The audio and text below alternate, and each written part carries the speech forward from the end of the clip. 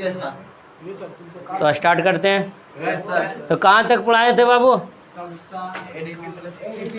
कल हम श्वसन के परिभाषा पढ़ लिए थे और श्वसन से संबंधित कुछ बातें जाने थे ना जी। आज हम पढ़ेंगे एटीपी को। ऐसे हम ये एटीपी के बारे में कल समझा दिए थे। एटीपी एडीपी हमारा भोजन से जो ऊर्जा प्राप्त करते हैं, कोशिका में जो ऊर्जा प्राप्त होती है वो किस रूप में संचित रहती है? एटीपी के रूप में। यहाँ तक पढ़े थे। एटीपी के फुल फॉर्म, एडीपी के फुल फॉर्म, ये सब जान गए थे। एटीपी के रूप में हमारा भोजन क्या रहता है? संचित रहता है और हमें जब जब ज़रूरत पड़ता है ऊर्जा के तो वही एटीपी फिर कन्वर्ट होकर उसी से हमें ऊर्जा प्राप्त होते रहता है। ये पढ़े थे जी। और थोड़ा जान लो एटीपी के और किन किन नामों से जाना जाता है। एटीपी को, एटीपी के फुल फॉर्म तो जानते हो, दिख रहा है यहाँ तक बाबू? एटीपी को, एटीपी को क्या बोलते हैं आप?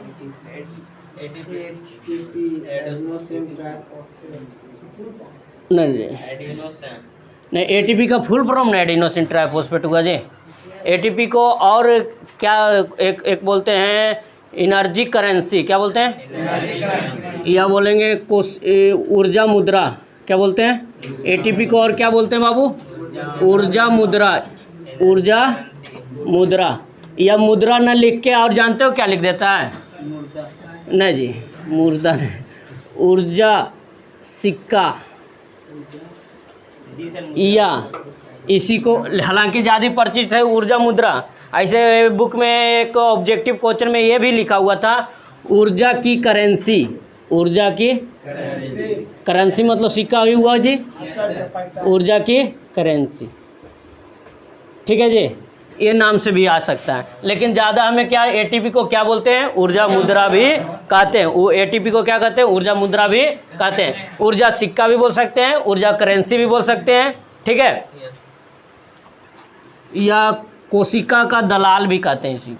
ठीक है जी, उतना काल जानोगे। एटीपी को ऊर्जा मुद्रा, ऊर्जा सिक्का, ऊर्जा करेंसी भी कहते हैं। बस इतना रखो, भी कहते हैं। ठीक है जी, ठीक है बाबू। चलिए, एटीपी को किन नामों से और किन नामों से जाना जाता है? तो कहोगे ऊर्जा मुद्रा, ऊर्जा सिक्का या ऊर्जा की करेंसी। एटीपी के बारे में जो कल आए थे वो एटीपी के बारे में जानते हैं। ठीक है जी। और बाबू इसके साथ एक ग्लूकोज था ना जी। तो ग्लूकोज को आ जाइए, कोशिका, हल्ला नहीं कीजिएगा, कोशिकीय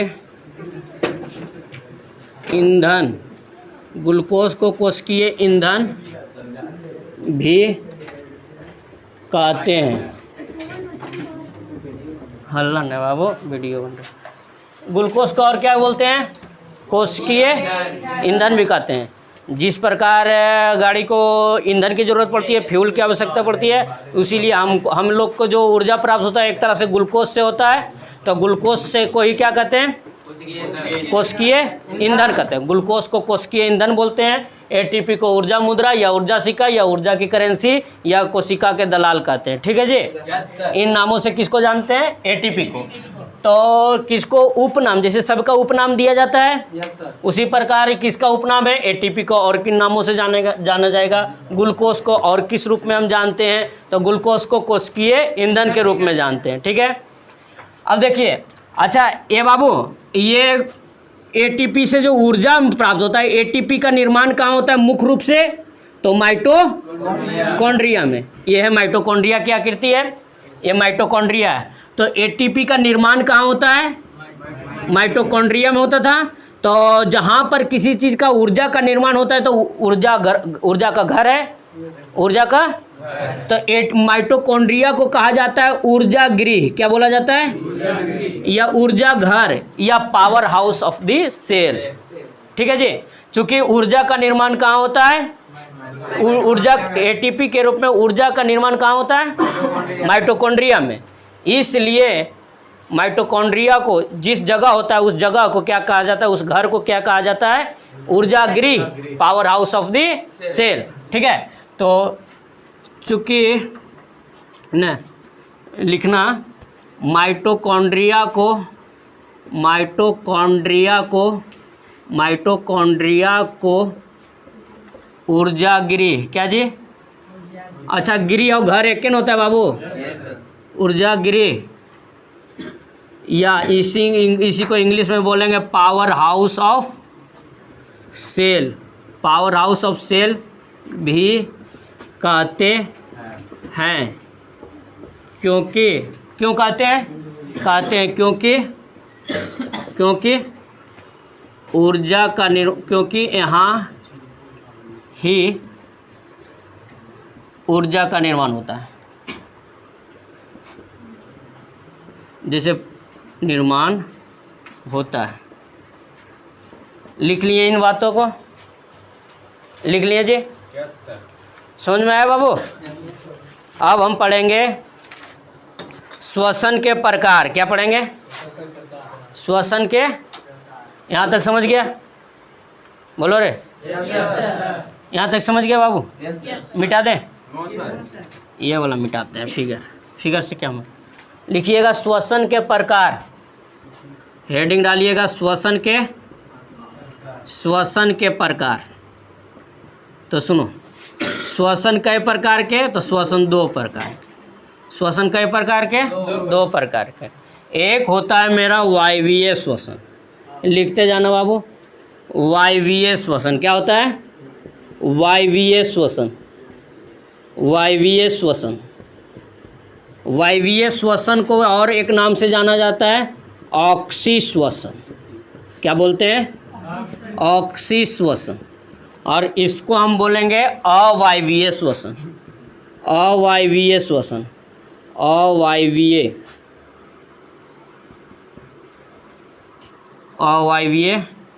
श्वसन, अवायवीय श्वसन, या इसी को बोलेंगे, दिखता है देखो तो बाबू, इसी को बोलेंगे अवायवीय श्वसन, या इसी को बोलेंगे अनॉक्सी श्वसन। अनॉक्सी श्वसन, ठीक है जी। इसको इंग्लिश में बोल देंगे एरोबिक रिस्पायरेशन। क्या बोलेंगे? Aerobic respiration. लिखते जाओ, मिटाते जाएंगे हम बाबू। एरोबिक रिस्पायरेशन, एरोबिक रिस्पायरेशन, इसे बोलेंगे anaerobic respiration. Anaerobic respiration. श्वसन कितने प्रकार के हुए? दो प्रकार। एक हुए वायवीय श्वसन और एक हुआ अवायवीय श्वसन।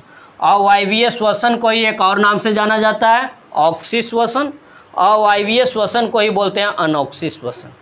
इसको इंग्लिश में बोलेंगे एरोबिक रिस्पायरेशन, इसको इंग्लिश में बोलेंगे एनएरोबिक रिस्पायरेशन। एरोबिक रिस्पायरेशन मतलब होता है in presence of oxygen, in absence of oxygen. ये जो घटित होगा ऑक्सीजन के उपस्थिति में। यहाँ ये वायवीय श्वसन कब होंगे? जब इसको ऑक्सीजन की मुहैया हो रहा, ऑक्सीजन की प्राप्ति हो रही है।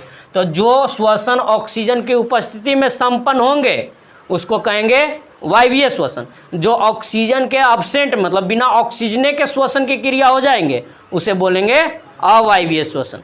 तो इसका परिभाषा हम दे सकते हैं, वायवीय श्वसन किसे कहते हैं? तो कहेंगे श्वसन की वैसी विधि जो ऑक्सीजन के उपस्थिति में संपन्न हो उसे क्या कहेंगे? वायवीय श्वसन। और जो ऑक्सीजन के अनुपस्थिति में संपन्न हो जाए अवायवीय श्वसन। मतलब श्वसन की क्रिया हो जाए बिना ऑक्सीजन के मुहैया कराए हुए तो वो मेरा कहलाएगा क्या? अवायवीय श्वसन।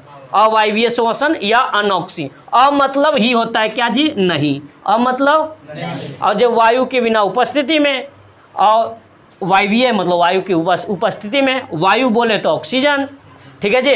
तो हम एक एक करके डिफाइन देते हैं। श्वसन कितने प्रकार के होते हैं? दो प्रकार के। एक होते हैं वायवीय श्वसन, एक होते हैं अवायवीय श्वसन। वायवीय श्वसन को ही बोलते हैं ऑक्सी श्वसन और अवायवीय श्वसन को कहते हैं अनॉक्सी श्वसन। अब हम परिभाषा देते हैं किसका? वायवीय श्वसन। वायवीय श्वसन, हेडिंग आप डालिएगा वायवीय श्वसन। वायवीय श्वसन क्या होता है? अभी देखो सिंपल तरीका से वायवीय श्वसन पढ़ेंगे और जब इसका अंतर हम समझाने लगेंगे ना, एग्जाम में पूछता है वायवीय श्वसन और अवायवीय श्वसन में अंतर बताएं। जब इसका अंतर बताने लगेंगे तो वहाँ पर और विस्तार से करेंगे, ठीक है। अभी केवल क्या दे देते हैं, परिभाषा दे देते हैं, वायवीय श्वसन क्या है, अवायवीय श्वसन, उसके बाद आगे बढ़ते हैं, ठीक है। हेडिंग डालिएगा आप वायवीय श्वसन। वायवीय श्वसन और किन किन नामों से जाना जाता है यहाँ पर लिख ही दिए, तो एक बार खाली यहाँ पर लिख देते हैं, क्या जी, वायवीय श्वसन। वायवीय श्वसन लिखना बाबू। श्वसन की वैसी विधि, श्वसन की वैसी विधि, श्वसन की वैसी विधि, श्वसन की वैसी विधि जो ऑक्सीजन, जो ऑक्सीजन की, जो ऑक्सीजन की उपस्थिति में संपन्न होती है, उसे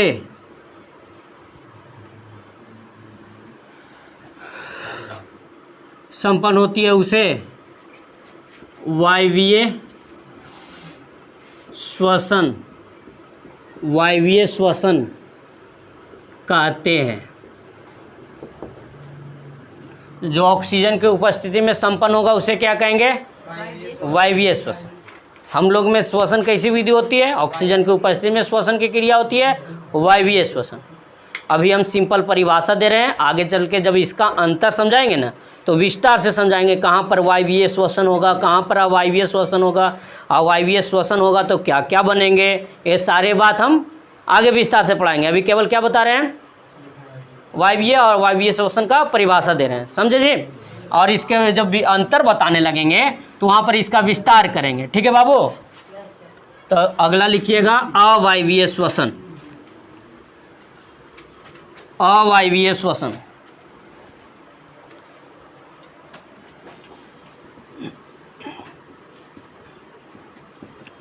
अवायवीय श्वसन लिखिएगा।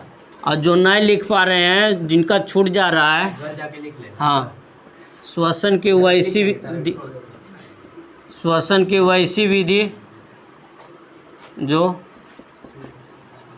ऑक्सीजन, ऑक्सीजन की, ऑक्सीजन की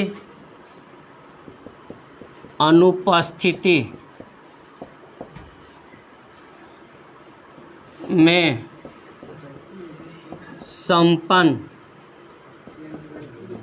होती है। श्वसन की वैसी विधि जो ऑक्सीजन की,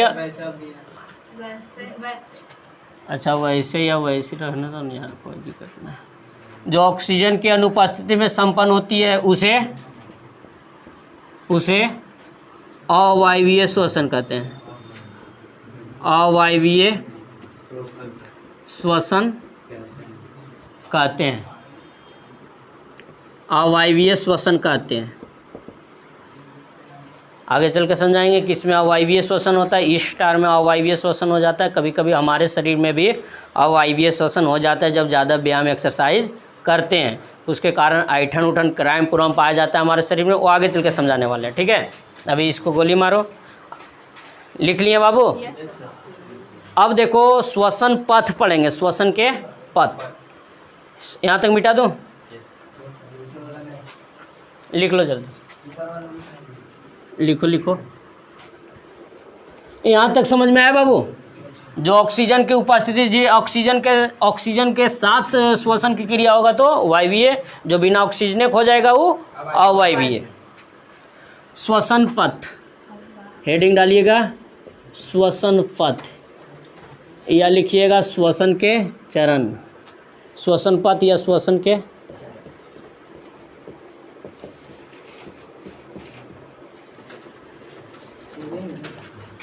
देखो बाबू आगे समझो, इधर ध्यान दीजिएगा। आप खाना खाएं, ठीक है जी। खाना खाएं तो मुख्य रूप से खाना का छोटा अणु ग्लूकोज में टूटा, क्या चीज़ में?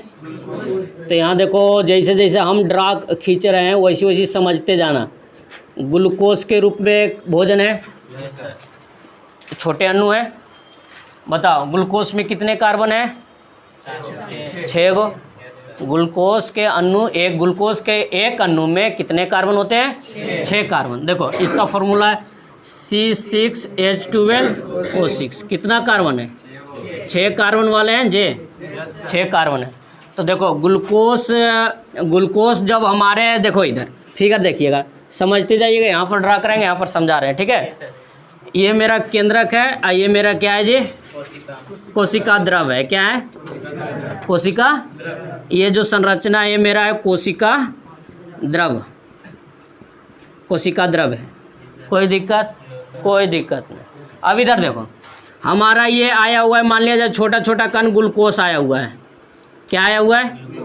ग्लूकोज आया हुआ है। तो ये ग्लूकोज जो होता है 6 कार्बन वाले होते हैं। कई कार्बन वाले? एक ग्लूकोज टूट जाता है 2 हिस्सा में। एक अणु का हिस्सा में ग्लूकोज के टूटता है। जब 6 कार्बन वाला 2 हिस्सा, मतलब 3 कार्बन और 3 कार्बन वाला टूट जाएंगे।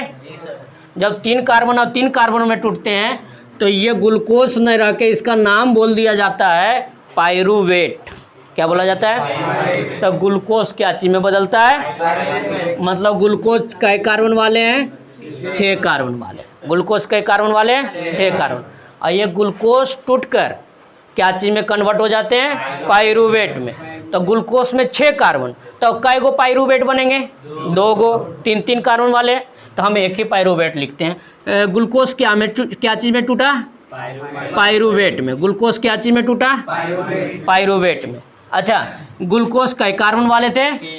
6 कार्बन वाले अणु थे। पाइरूवेट कई कार्बन वाले अणु हैं?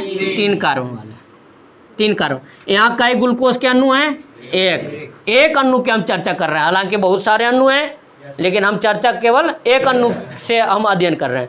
एक ग्लूकोज कई पाइरूवेट में टूटेंगे? 2 पाइरूवेट में, तभी द्वितीय 6 होगा जी। तो 2 पाइरूवेट में, इस समझाने के लिए क्यों पाइरूवेट में टूट गया। पाइरूवेट में कहाँ टूटा? पाइरूवेट में कहाँ टूटा? कोशिका द्रव में। ये ग्लूकोज जो टूटा है किस रूप में? पाइरूवेट में। ग्लूकोज का टूटना एक क्रिया है। ग्लूकोज का टूटना एक क्या है? क्रिया है, फंक्शन है। तो ग्लूकोज के टूटने की क्रिया को हम कहते हैं, ग्लूकोज को टूटकर पाइरूवेट बनने की क्रिया को हम कहते हैं ग्लाइकोलाइसिस। क्या कहते हैं? जैसे लाइसिस शब्द हो गया, लाइसिस उसका मतलब होता है टूटना। लाइसिस मतलब क्या होता है? यहाँ पर ग्लूकोज का टूटना है, तो ग्लूकोज मतलब ग्लाइकोलाइसिस। लाइसिस मतलब क्या हुआ? टूटना। तो कौन टूट रहा है? बाबू समझ लो। तो ग्लूकोज टूटने की क्रिया को क्या कहेंगे? ग्लाइकोलाइसिस। ग्लाइकोलाइसिस। ग्लूकोज के टूटने की क्रिया को क्या कहेंगे? ग्लाइकोलाइसिस। अब हाँ, ग्लाइकोलाइसिस ई होता है, लाइसिस। चलिए कोई दिक्कत नहीं। थोड़ा ग्लूकोज को पाइरूवेट बनने की क्रिया को क्या कहेंगे? ग्लाइकोलाइसिस। और ये किस स्थान पे होता है? स्थान का नाम बता दो। ये ग्लाइकोलाइसिस की क्रिया होगा कहाँ पर? कोशिका द्रव। कोशिका द्रव में। हालांकि आगे चल के इसका परिभाषा देंगे ग्लाइकोलाइसिस किसे कहते हैं, तो कहोगे कि ग्लूकोज का पाइरूवेट में बदलना, ग्लूकोज का पाइरूवेट में परिवर्तन होने की क्रिया को क्या कहेंगे? ग्लाइकोलाइसिस करेंगे। और ये ग्लाइकोलाइसिस की क्रिया कहाँ संपन्न होती है? कहाँ होती है? कोशिका द्रव। समझ में आया? पाइरूवेट कई कार्बन वाले अणु हैं? 3 कार्बन वाले। ग्लूकोज कई कार्बन वाले? 6 कार्बन। कई पाइरूवेट, एक अणु कई पाइरूवेट में बदलेंगे? 2 पाइरूवेट में। 2 पाइरूवेट में जी, क्या कि 3 कार्बन वाले होते हैं बाबू। अब देखो यहाँ तक बिना ऑक्सीजन के हो गया कोशिका द्रव में, और साथ साथ हमें 2 ATP ऊर्जा भी यहाँ पर बन जाता है। अभी इसको छोड़ के चलते हैं। पाइरूवेट में बदल गया। अब देखो पाइरूवेट में हो गया, अभी तक इसको ऑक्सीजन मुहैया नहीं हुआ है। मतलब कि ग्लूकोज कोशिका द्रव में जाना पाइरूवेट में टूट जाता है। अब पाइरुवेट का भाग जाने, अगर इसको ऑक्सीजन मिल गया तो ये मेरा हो जाएगा वायवीय श्वसन। अगर पाइरुवेट को ऑक्सीजन नहीं मिल पाया तो क्या हो जाएगा? अवायवीय श्वसन। तो मतलब पाइरुवेट के बाद दो क्रिया, पाइरुवेट के साथ क्या हो गए, या अगर ऑक्सीजन इसको मिल गया, अगर ऑक्सीजन इसको मिल गया, अगर इसको ऑक्सीजन नहीं मिला, दिख रहा है यहां तक? Yes sir. अगर ऑक्सीजन मिल गया तो ये हो जाएंगे कैसा श्वसन?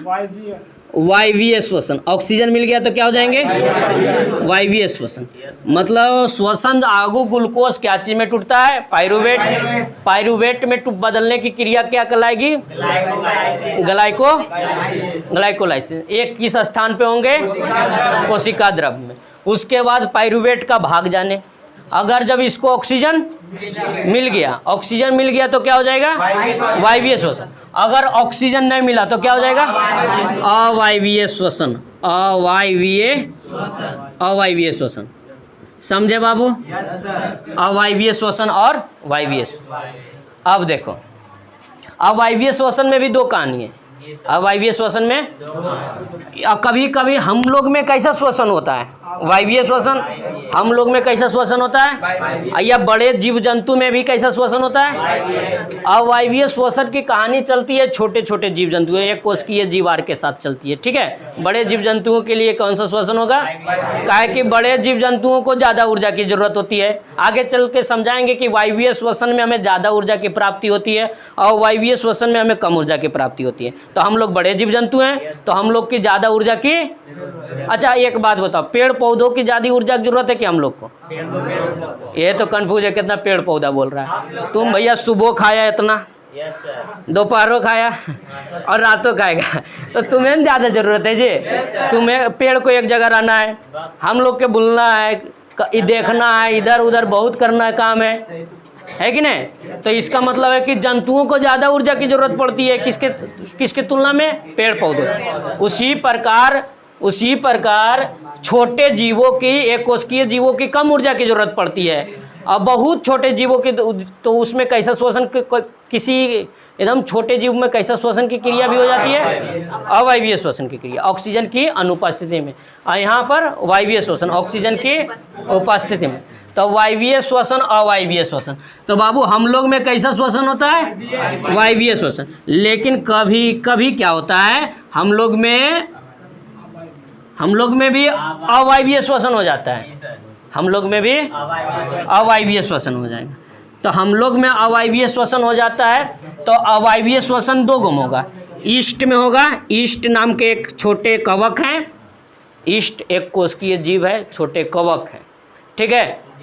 ईस्ट या कुछ जीवाणु भी हैं, कुछ जीवाणु, लेकिन मुख्य रूप से ईस्ट, हाँ जीवाणु बैक्टीरिया, ये कुछ जीव बैक्टीरिया है जिसमें भी अवायवीय श्वसन की क्रिया होती है। तो अवायवीय श्वसन की क्रिया कहाँ किसके साथ होगी? ईस्ट में या जीवाणु। कहेंगे कि इन दिए गए उदाहरण में, दिए गए में किस में अवायवीय श्वसन होता है, तो उसमें ऑप्शन में अगर ईस्ट रह गया तो मार दोगे।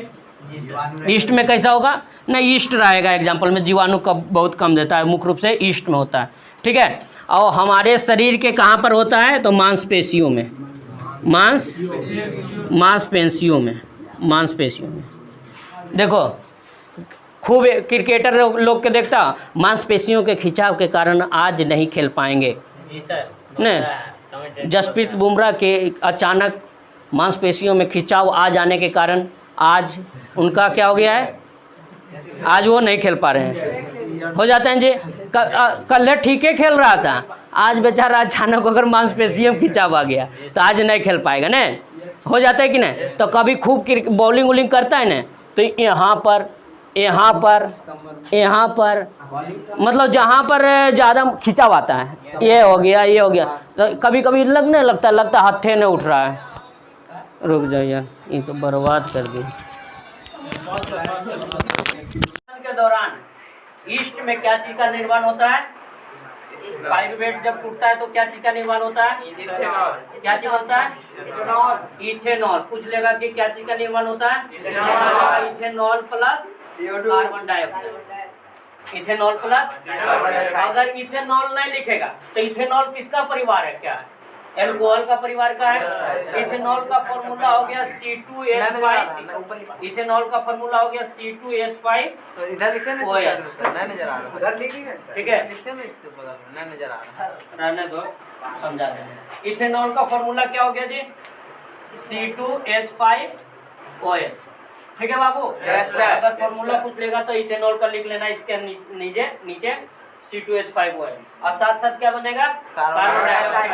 अब जब हम ज्यादा व्यायाम करते हैं तो हमारे शरीर मांसपेशियों में क्या जम जाती है, लैक्टिक अम्ल। क्या बन जाती है, लैक्टिक अम्ल। लैक्टिक अम्ल। क्या बन जाती है, लैक्टिक अम्ल। क्या जम जाती है, लैक्टिक अम्ल का संचय हो जाता है, जिससे हमारे मांसपेशियों में क्या आ जाती है, क्रैम्प आ जाती है, ऐंठन आ जाती है और हमें दर्द देती है। तो जब वो क्यों हो पाता है, क्योंकि हमारे मांसपेशियों में क्या जम जाती है, लैक्टिक अम्ल का संचय हो जाता है। और ये अवायवीय शोषण होता है, मतलब अवायवीय शोषण हमारे शरीर में भी होते हैं। अवायवीय शोषण क्या जी, वायवीय श्वसन के दौरान क्या चीज का निर्माण होता है, तो वायवीय श्वसन के दौरान कार्बन डाइऑक्साइड का निर्माण होगा और थोड़ा बहुत पानी का जलवाष्प के रूप में पानी का निर्माण होगा। साथ ही साथ यहाँ पर 36 ATP यहाँ ऊर्जा बनेगा। 36 ATP का ATP 36 और 2 ATP यहाँ से बना था, अब उधर नहीं जाइएगा। 2 ATP और 36 ATP का ATP हो गया 38 ATP। ज्यादा नीचे नहीं आइएगा बस। ठीक है, 38 ATP ऊर्जा बनेगा। ठीक है जी, यस सर। टोटल बोले तो कितना, 38। 2 ATP कोशिका द्रव में बन गया और ये क्रिया कहाँ होगा, माइटोकॉन्ड्रिया में। और यहाँ पर कहाँ पर हुआ था, पाइरूवेट कहाँ पर बना था, कोशिका द्रव। और ये क्रिया कहाँ हुआ हम लोग में, माइटोकॉन्ड्रिया में। समझा, यस सर। हाँ, तो यहाँ तक समझ में कैसे पूछेगा। वायवीय श्वसन के दौरान क्या चीज का निर्माण होगा, कार्बन डाइऑक्साइड, जल, और कितना ऊर्जा मिलेंगे, 36 ATP ऊर्जा। नहीं नजर आ रहा है। कितना मिलेंगे, 36 ATP ऊर्जा। 36 ATP हमें क्या प्राप्त होंगे, ऊर्जा। ऊर्जा प्राप्त होंगे 36 ATP। ठीक है जी। Yes sir. अब हमारे मांसपेशियों में अगर जो अवायवीय श्वसन हो गया तो क्या चीज का संचय होगा, लैक्टिक अम्ल बनेंगे। और अवायवीय श्वसन कौन से जीवों में होती है, यीस्ट और जीवाणु में। कहेगा एल्कोहल, दारू, बियर, ये सब का निर्माण कैसे होता है, अवायवीय श्वसन के कारण यीस्ट आते हैं। अवायवीय इथेनॉल एक प्रकार का अल्कोहल, दारू है, बियर है। ठीक है, तो दारू का बियर का निर्माण कैसे होता है, अवायवीय श्वसन प्रक्रिया द्वारा।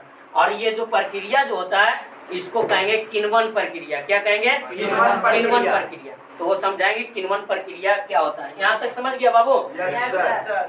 बोलो यस सर। क्या चीज का निर्माण होता है, ये चीज लिख लिए आप, यस सर। लिखो जल्दी से। वायवीय श्वसन के दौरान क्या चीज का निर्माण होता है, तो कार्बन डाइऑक्साइड, जल और 36 ATP ऊर्जा। लिखो 1 ATP में कई किलो कैलोरी होता है, बोलो रे, 1 ATP में कई किलो कैलोरी ऊर्जा मिलता है। 1 ATP में हमें 7.5 किलो कैलोरी ऊर्जा मिलता है। Yes sir. कितना, 7.5 किलो। बता 2 ATP में कितना हो जाएगा, 15 किलो कैलोरी। Yes sir. चलो हमें जोड़ घटा गुना करके दिखाओ तो 38 ATP में कितना हो जाएगा, 38 गुना कर दो ना 7.5 किलो कैलोरी। देखो तो कितना आता है, 285 लगभग आ जाएगा। Yes sir. देखो गुना करो, ऐसे हमारा ध्यान में है 285 गुना करके आ जाएगा। 285 किलो कैलोरी आपको क्या मिलेगा, ऊर्जा मिलेगा 285। और यहाँ पर कितना ऊर्जा मिलेगा, मात्र 15 किलो कैलोरी। और वहाँ पर कितना मिल रहा है, मतलब वायवीय श्वसन में बहुत ज्यादा ऊर्जा मिल रहा है और अवायवीय श्वसन में बहुत कम ऊर्जा मिल रहा है। ठीक है जी, तो ये है, ये श्वसन पथ आपको समझ में आया। Yes sir. बोले यस सर। पाइरूवेट टूटेगा, पाइरूवेट का भाग जाने, अगर पाइरूवेट को ऑक्सीजन मुहैया हो गया तो वायवीय श्वसन, पाइरूवेट को ऑक्सीजन न मिला तो अवायवीय श्वसन। 1 ATP में 7.5 किलो कैलोरी, 2 ATP में 15 किलो कैलोरी, उसी प्रकार 38 ATP में 285 किलो कैलोरी। गुना कर लेना जो सही है कि गलत, 285 किलो कैलोरी लगभग ऊर्जा आपको मिलेंगे। अवायवीय श्वसन की क्रिया किन में होता है, तो यीस्ट और जीवाणु में। और अवायवीय श्वसन के दौरान क्या चीज का निर्माण होता है? तो इथेनॉल और कार्बन डाइऑक्साइड का। हमारे शरीर में भी अवायवीय श्वसन हो जाता है जब ज्यादा व्यायाम वाम करते हैं, तो हमारे मांसपेशियों में खिंचाव आ जाती है, ऐठन आ जाती है, उसे क्या कहते हैं? तो हमारे मांसपेशियों में क्या चीज का जमा हो जाता है, संचयन हो जाता है? लैक्टिक अम्ल। क्या चीज का? लैक्टिक अम्ल। ठीक है जी। अवायवीय श्वसन हो रहा है तो हमें तो जानते करते हो कार्बन डाइऑक्साइड बनता है, पानी बनता है, हमको ऊर्जा मिलती है। हम लोग श्वसन की क्रिया करते हैं क्या चीज प्राप्त करने के लिए? भोजन से ऊर्जा निकालने के लिए। भोजन से ऊर्जा निकालने के लिए हम लोग श्वसन की क्रिया करते हैं। समझे बाबू? भोजन से ऊर्जा प्राप्त करने के लिए ही श्वसन की क्रिया करते हैं। यहाँ तक समझ गए बाबू? ईस्ट लिखिएगा। ईस्ट क्या है? तो ईस्ट एक प्रकार का जीवाणु। ईस्ट एक प्रकार का कवक है, फंगी है। ठीक है, ईस्ट एक प्रकार का कवक है। कौन सा परिवार में ईस्ट आता है? कवक परिवार में। बोलो रे। लिख दो ईस्ट क्या है, थोड़ा सा लिख लो ईस्ट क्या है। तो लिखिएगा ईस्ट एक प्रकार का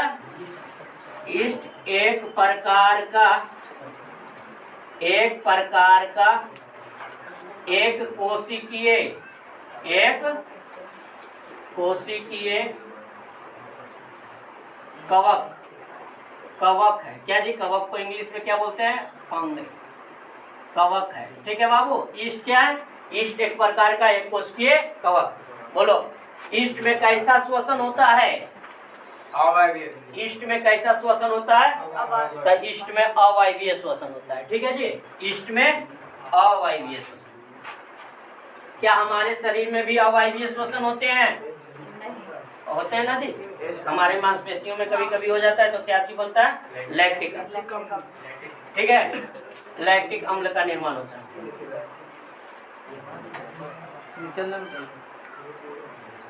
क्वेश्चन लिखिएगा। ज्यादा व्यायाम करने के दौरान हमारे मांसपेशियों में ऐठन क्यों आ जाती है? क्या लिखिएगा? क्वेश्चन ज्यादा व्यायाम करने से अचानक ज्यादा व्यायाम का इन्होंने कर रहा है। एक बार कहा कि चलो ना आज दौड़ने चलते, तो अपन पहलवानी दिखाने लगा है, देखो हम कितना दौड़ लेते हैं। कहीं नहीं दौड़ता था, अचानक खूब दौड़ने लगा, तो अचानक ने ज्यादा व्यायाम कर दिया। और डेली व्यायाम करते रहा तो कोई दिक्कत? एक दफा खूब दौड़, अरे भैया है कि नहीं जाता है जी। कोई आदमी उमताता नहीं तो एक के बार जाएगा, शुरू बार कस के जिम ज्वाइन करेगा, शुरू दिन खूब बना रहा है, अब कल होके जिम जाएगा तो अचानक कर लेते हैं ना, सोचता है एक के दिन में हम बॉडी सोडी बना लेंगे, तो ऐसे होता है। तो अचानक ज्यादा व्यायाम करने से हमारे अचानक ज्यादा व्यायाम करने से हमारे मांसपेशियों में खिंचाव क्यों आ जाती है? हमारे मांसपेशियों में खिंचाव या क्रैम्प या ऐठन क्यों आ जाती है? क्यों आ जाती है? सब्जेक्टिव सवाल है बाबू, लिखिएगा उत्तर इसका। ज्यादा व्यायाम के दौरान करने के दौरान हमें अत्यधिक क्या चीज की आवश्यकता होती है? अत्यधिक ऊर्जा की आवश्यकता होती है। अत्यधिक ऊर्जा की आवश्यकता होती है, परंतु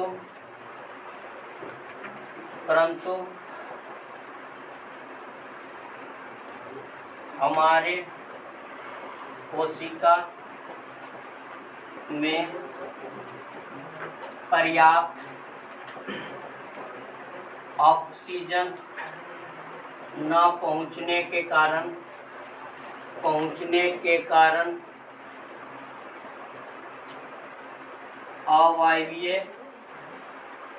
अवायवीय कारण मांसपेशियों में कैसा श्वसन हो जाता है? मांसपेशियों में अवायवीय श्वसन हो जाता है,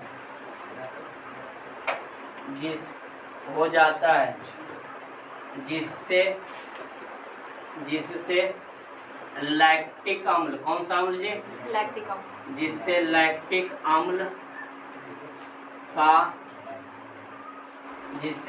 अम्ल का जमाव या संचय हो जाता है, जिसके कारण देखो सब्जेक्टिव क्वेश्चन है तो बड़ा लिखना ही होगा बाबू। जिसके कारण ऐंठन एवं दर्द महसूस होता है। ऐंठन एवं दर्द महसूस होता है। ऐंठन एवं दर्द महसूस होता है, समझे? देखो ज़्यादा दौड़ोगे तो तुम्हें ज़्यादा हफनी आ जाएगा। Yes sir. काय हो जाता है? काय कि आपको ज़्यादा ऊर्जा की जरूरत है, तो जल्दी जल्दी ऑक्सीजन जाएगा तभी ना श्वसन बिक्री, तभी ना ऊर्जा जल्दी जल्दी मिलेगा। तो हम ज़्यादा दौड़ते हैं तो हमें ज़्यादा ऑक्सीजन की जरूरत पड़ती है, समझे जी? यस हैं? क्या चीज़ छूट गया? हो जाता है सर। संचय हो जाता है, उसके ऊपर श्वसन हो जाता है, अवायवीय श्वसन हो जाता है, जिससे अच्छा हो जाता है। ठीक है जी? Yes sir. इसके बाद कल लिखाएंगे किण्वन क्या है, फर्मेंटेशन क्या है, किण्वन प्रक्रिया से आप क्या समझते हैं, ठीक है? इसके बाद कल लिखाएंगे। आज के लिए इतना ही, यस सर। ठीक है बाबू? Bye bye.